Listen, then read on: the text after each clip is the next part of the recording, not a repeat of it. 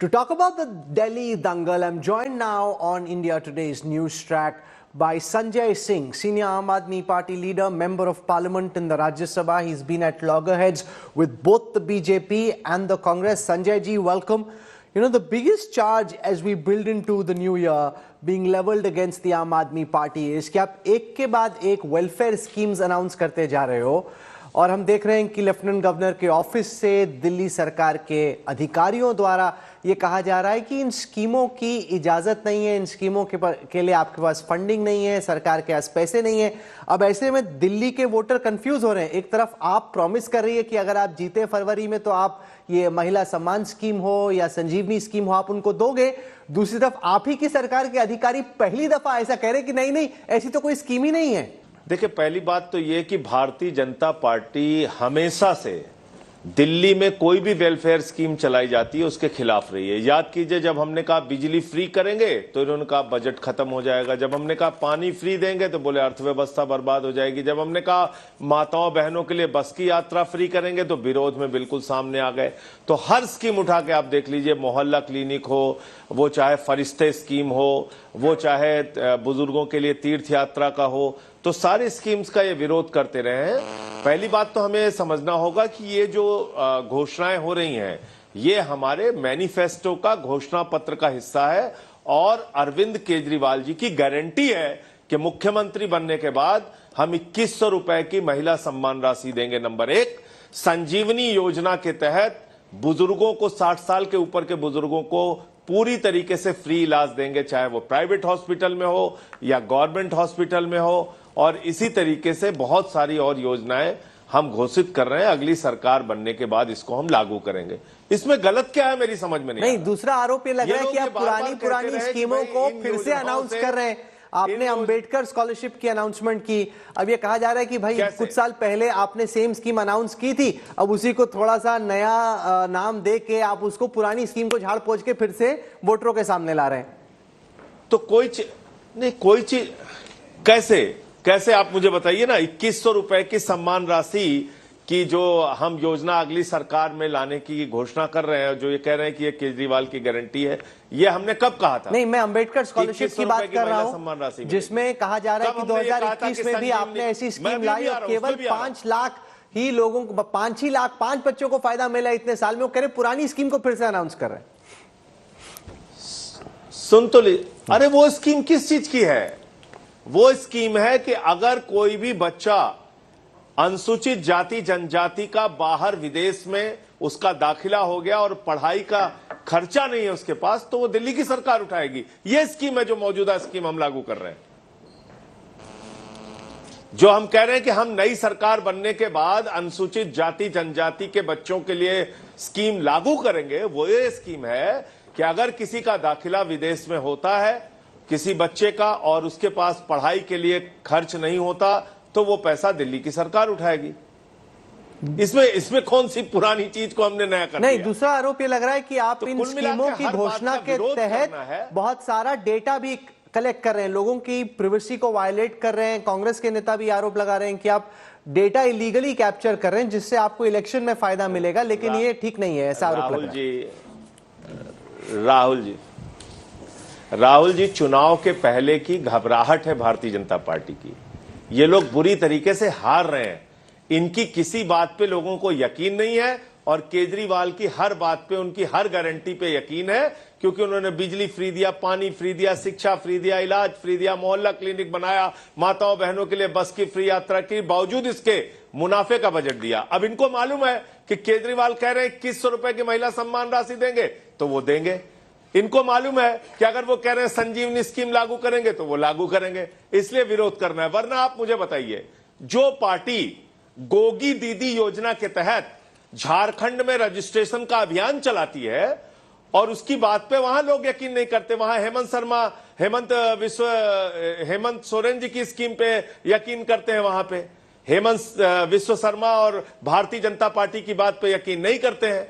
तो आप मुझे बताइए, ये प्रॉब्लम बीजेपी की है ना कि उनकी बातों पे लोग भरोसा नहीं कर रहे। नहीं, पर झारखंड में और महाराष्ट्र में जो हुआ और दिल्ली में जो हो रहा है उसमें फर्क है संजय जी। झारखंड में फर्क यह है कि मध्य प्रदेश में फॉर एग्जांपल या फिर महाराष्ट्र में, झारखंड में महिलाओं को अपने बैंक अकाउंट में चुनाव से पहले पैसा मिला।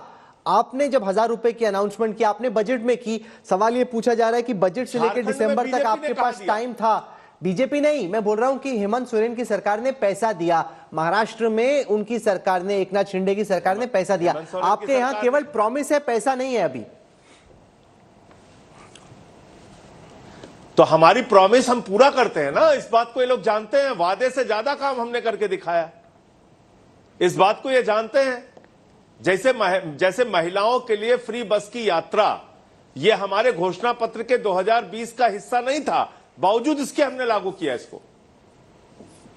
तो इसलिए मैं ये कह रहा हूं कि अगर आप आम आदमी पार्टी का रिकॉर्ड देखेंगे तो जो काम हम कहते हैं सारे काम करके दिखाते हैं। हम अपने किसी वादे से ना मुकरते हैं ना भागते हैं।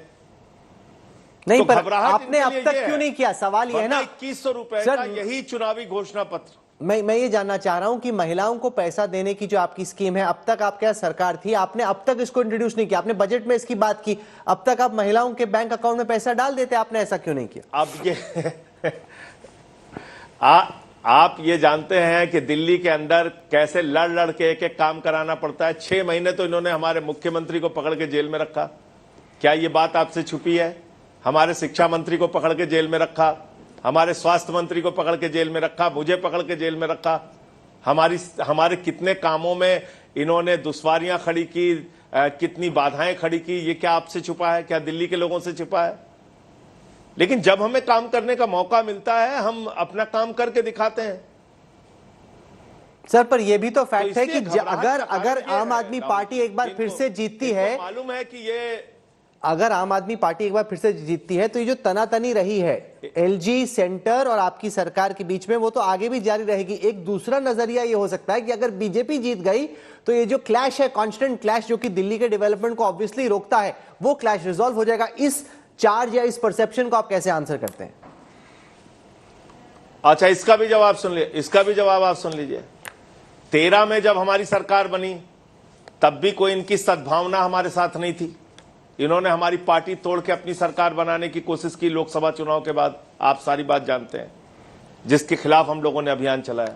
15 में हमारी सरकार बनी तब भी भारतीय जनता पार्टी की कोई सद्भावना हमारे प्रति नहीं थी कि उन्होंने हमारी सरकार चलाने दिया आराम से। 20 में हमारी सरकार बनी तब भी इन्होंने कोई कसर नहीं छोड़ा कि हमको परेशान न किया जाए। तो जितनी तरह की परेशानी ये डाल सकते हैं, सारी परेशानियां हमारे खिलाफ इन्होंने कोशिश कर ली। हमारे मंत्रियों को एलजी दफ्तर में केजरीवाल जी के साथ 9 दिन तक धरना देना पड़ा। सीसीटीवी और बाकी चीजों की घर घर राशन पहुंचाने की और तमाम जो स्कीमें उस समय रुकी हुई थी, सीसीटीवी दिल्ली में लगाने का, मोहल्ला क्लिनिक का काम जो रुका था, उसको कराने के लिए 9 दिन तक मुख्यमंत्री को धरना देना पड़ा। आपको याद होगा। तो दिल्ली के लोग भी इस बात को जानते हैं कि भारतीय जनता पार्टी आएगी तो फ्री बिजली बंद करेगी, फ्री शिक्षा बंद करेगी, फ्री पानी बंद करेगी, फ्री इलाज बंद करेगी। ये सारी स्कीम भारतीय जनता पार्टी बंद करेगी और केजरीवाल आएंगे तो चाहे जो भी परिस्थिति होगी वो अपनी योजना को लागू करा के ही दम लेंगे। ये भरोसा है लोगों का। अब इसमें क्या कर सकते हैं आप? सर, बीजेपी वालों को तो यही परेशानी है, दिल्ली के वोटरों के सामने बात से परेशान है। एक सवाल ये भी है कि केजरीवाल का जो एजेंडा है वो ज्यादातर वेलफेयर एजेंडा है या फ्रीबीज का एजेंडा है। जहां तक हार्डकोर फिजिकल इंफ्रास्ट्रक्चर का सवाल है, जब शीला दीक्षित चीफ मिनिस्टर थी तब कॉमनवेल्थ गेम्स के इर्द गिर्द बहुत जबरदस्त इंफ्रास्ट्रक्चर एक्सपेंशन हुआ नेशनल कैपिटल में। आपके टाइम पे ये बात सही है कि आपने एजुकेशन पे फोकस किया, हेल्थ पे फोकस किया, लेकिन फिजिकल इंफ्रास्ट्रक्चर पे उतना फोकस नहीं रहा जिसका नुकसान दिल्ली को हुआ। अब मैं आपको बताता हूं इसके बारे में भी। हमने 10 साल के अंदर मेट्रो 200 किलोमीटर से 450 किलोमीटर बनाई। हमने 10,000 किलोमीटर की नई सड़कें बनाई। हमने 38 नए फ्लाईओवर बनाए। हमने 5,000 बसों की संख्या बढ़ा के 7,700 की। हमने 6800 किलोमीटर की सीवर लाइन बिछाई। हमने 4,000 किलोमीटर की वाटर पाइपलाइन बिछाई। ये सारे काम हमने 66,000 स्ट्रीट लाइट से बढ़ा के 4 लाख स्ट्रीट लाइट किया। हमने 3 लाख सीसीटीवी कैमरे लगाए, तो दिल्ली में हमने काम ही नहीं किया, तो ये काम हुए कैसे हैं? और मैं तो चाहता हूं इसको चेक करें सारे लोग। हमने बजट में 25% बजट हमने शिक्षा का रखा, 533 मोहल्ला क्लिनिक बनाए, 8,991 नए बेड बनाए, तो दिल्ली में 22,711 नए क्लासरूम्स बनाए। तो हम तो चाहते हैं ये काम हमारे चेक किए जाए। नहीं, आपने ये भी कहा कि आप यमुना साफ कर देंगे, लेकिन आपने यमुना साफ नहीं की। जब आप आए आपने बोला कि 2025 तक यमुना जी साफ हो जाएंगी, यमुना जी साफ नहीं हुई। हम मानते हैं कोरोना एकदम जो हमसे नहीं हो पाया, हम मान रहे हैं, इसको स्वीकार कर रहे हैं, हम भाग नहीं रहे उससे। यमुना की सफाई नहीं हो पाई, हमारा वादा था और उसको हम नहीं पूरा कर पाए, इसको हम स्वीकार कर रहे हैं। उसका मूल्यांकन लोगों को करने दीजिए कि इतने सारे वादे हमने पूरे किए, एक बात हमारी रह गई, उसको भी हम पूरा करके दिखाएंगे। हम इस चीज को इनकार थोड़ी कर रहे हैं, और ना इसके लिए हम कोई किसी के ऊपर दोषारोपण कर रहे हैं। यमुना की सफाई नहीं हो पाई, कोरोना का भी समय हमने झेला, इस 20 से 25 के बीच में, 24 के बीच में हमने तमाम तरीके की पार्टी के अंदर भी दिक्कत जो जिस तरह से हमारे ऊपर आई, एक के बाद एक लोगों को उठा के अरेस्ट करके जेल में डाला गया, वो सब दिक्कतें भी हमने झेला। तो झेला, हमने परेशानी झेली, जिसकी वजह से यमुना का काम नहीं हो पाया। हम मानते हैं इस बात को। आपने वोटर डिलीशन को बड़ा मुद्दा बनाया है। मैं देख रहा था अमित मालविया, मनोज तिवारी सरी के बीजेपी के नेता आपको अटैक कर रहे हैं कि भाई आपके एफिडेविट में लिखा हुआ है कि आपकी वाइफ तो सुल्तानपुर की वोटर है और आप बोल रहे हैं कि यहाँ पे उनका नाम डिलीट हो रहा है। वो तो कह रहे हैं आप ही ने कुछ गड़बड़ की है। इतने मूर्खों की पार्टी भारतीय जनता पार्टी है, मुझे नहीं पता था। भारतीय जनता पार्टी जिसके नेता डिजिटल इंडिया की बात करते हैं, और मैं चाहूंगा आप अपने चैनल को ही बोल दीजिए, आज ही मैंने सर्च किया इलेक्शन कमीशन की वेबसाइट पे जाके, और नॉर्थ एवेन्यू के पते पे मेरी पत्नी का नाम रजिस्टर्ड है, वहां यहां की ये वोटर है, नंबर 1। नंबर 2, जिस एफिडेविट का जिक्र कर रहे हैं वो जनवरी का है, और 4 जनवरी को हमने वोटर डिलीशन के लिए जिला निर्वाचन अधिकारी सुल्तानपुर के कार्यालय में ये एप्लीकेशन दी है अपनी पत्नी के नाम से। तो क्या आप हमारा घर भी बदल देना चाहते हैं कि हम वहां सुल्तानपुर में रह नहीं सकते, जो हमारा गृह जनपद है, जो हमारा पैतृक आवास है? वहां से बाकायदा हमने अपना नाम कटवाने के लिए खुद से, ये नहीं कि किसी बीजेपी वाले ने एप्लीकेशन दी है, ये खुद से हमने वोटर डिलीशन के लिए, पत्नी ने हमारी 4 जनवरी 2024 को यह एप्लीकेशन दी है। नाम वहां कट गया, फिर यहां पे नाम दर्ज हुआ 131 नॉर्थ एवेन्यू के पते पे। उन्होंने लोकसभा के चुनाव में अपना जाके वोट डाला CPWD सर्विस सेंटर के ऊपर। लेकिन भारतीय जनता पार्टी पूर्वांचलियों के प्रति नफरत और घृणा से भरी हुई है। मैंने पार्लियामेंट में भी ये सवाल उठाया था कि हमारे पूर्वांचल के भाई, यूपी बिहार के रहने वाले, जिनका नाम राम सिंह है, राम जी है, छोटे लाल वर्मा है, कोई दुबे है, कोई पांडे है, वो आप कह रहे हैं कि वो बांग्लादेशी है, रोहिंग्या है, और आप ये कह करके उनको अपमानित करके उनका नाम कटवा रहे हैं। और मैंने क्योंकि ये मुद्दा उठा दिया तो सबक सिखाने के लिए उन्होंने मेरी पत्नी के खिलाफ ही डिलीशन के लिए एप्लीकेशन दे दी। ये क्या मजाक है? और ऊपर से झूठ देखिए आप, अमित मालविया जो इनके IT सेल को हेड करता है, और मनोज तिवारी जो 3 बार के सांसद हैं, वो एफिडेविट लगा रहे हैं।